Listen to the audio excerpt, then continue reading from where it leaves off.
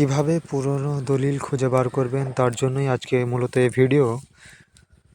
যারা 1975 সালের পর থেকে দলিলগুলো খুঁজতে চান তারা সর্বপ্রথমে গুগল ক্রোমে এসে লিখে সার্চ করবেন এবং প্রথম যে ওয়েবসাইটটি শো করবে আপনাদের সেই ওয়েবসাইটে ক্লিক করব এবং ওয়েবসাইটে প্রবেশ করার পর এই রকম আপনাদেরকে ইন্টারফেস দেখাবে।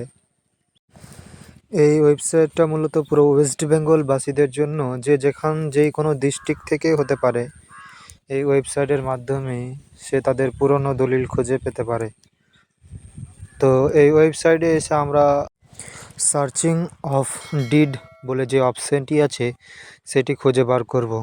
এটিতে ক্লিক করার পর আমাদের কাছে এরকম পপ আপ শো হবে যেখানে লেখা থাকবে বাই সেলার প্রপার্টি নেম অথবা searching by transaction property details, search by deed number and query number. আর এগুলির মধ্যে আমাদের কাছে যেটাই থাকবে সেটা দিয়ে আমরা তার পুরনো দলিলকে খুঁজে পেতে পারি। তো আমাদের কাছে রয়েছে searching by transaction and property details, মানে প্রপার্টির হিস্টোরিটা রয়েছে, তার জন্য আমরা এই অপশানটাতেই ক্লিক করব। ক্লিক করার পর পেজটা কিছুক্ষণ লোডিং নেবে এবং নতুন পেজে রিডাইরেক্ট করানো হবে। এই পেজে এসে আপনাকে আপনার প্রপার্টি ডিটেলসটা ফিল আপ করতে হবে, যেমন আপনার প্রপার্টিটা যে ডিস্ট্রিক্টে রয়েছে সেই ডিস্ট্রিক্টের নাম। যেমন আমার ডিস্ট্রিক্ট হচ্ছে মালদা, তার জন্য আমি মালদাতে ক্লিক করলাম। তার পরবর্তীতে প্রপার্টি থানা, মানে থানাটা কোন জায়গায় রয়েছে, আপনার প্রপার্টির কোন থানায় আন্ডারে পড়ে, তার জন্য সেই থানাটা ক্লিক করবে। আমার ক্ষেত্রে কালিয়াচক পড়ে, তার জন্য আমি কালিয়াচকে ক্লিক করলাম। এবার লোকাল বডিটা অটোমেটিক আপনার চলে আসবে গ্রাম পঞ্চায়েত নাকি মিউনিসিপ্যালিটি। আমার ক্ষেত্রে গ্রাম পঞ্চায়েত, তার জন্য গ্রাম পঞ্চায়েত অপশানটি অটোমেটিক শো করবে।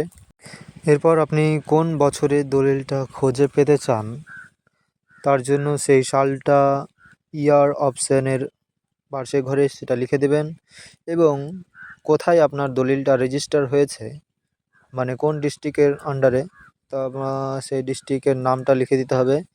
আমার যেমন মালদা ডিস্ট্রিক্টের আন্ডারে থাকি, সে মালদা ডিস্ট্রিক্টটাই আমরা সিলেক্ট করব।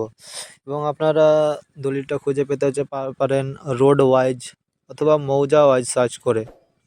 তো আমার ক্ষেত্রে আমি মৌজা ওয়াইজেই ক্লিক করব। এখানে ক্লিক করার পর কিছু অপশান শো করবে, যেমন মৌজাটা আপনার লিখে দিতে হবে। আপনাদের যে মৌজা হবে সেটা আপনি সিলেক্ট করবেন। আমার ক্ষেত্রে আমি এটা নিজেরটা লিখে দেব।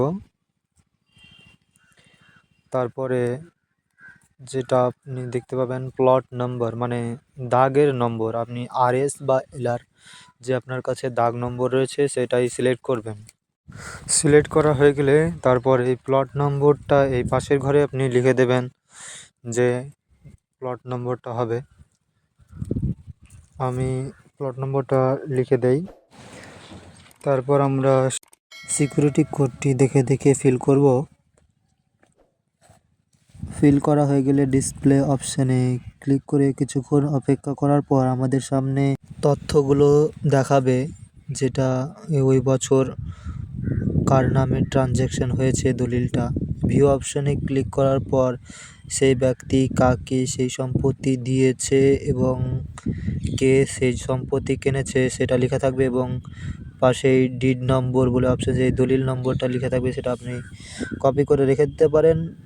এবং এই দলিল নম্বর দিয়ে কিভাবে আপনি দলিলটা অর্ডার করবেন সেই নিয়ে আর একটা ভিডিও বানিয়ে দেব, আপনারা যদি কমেন্ট সেকশনে এসে বলেন। আজকের ভিডিও এখান থেকেই সমাপ্তি করছি। পাশে থাকার জন্য ধন্যবাদ।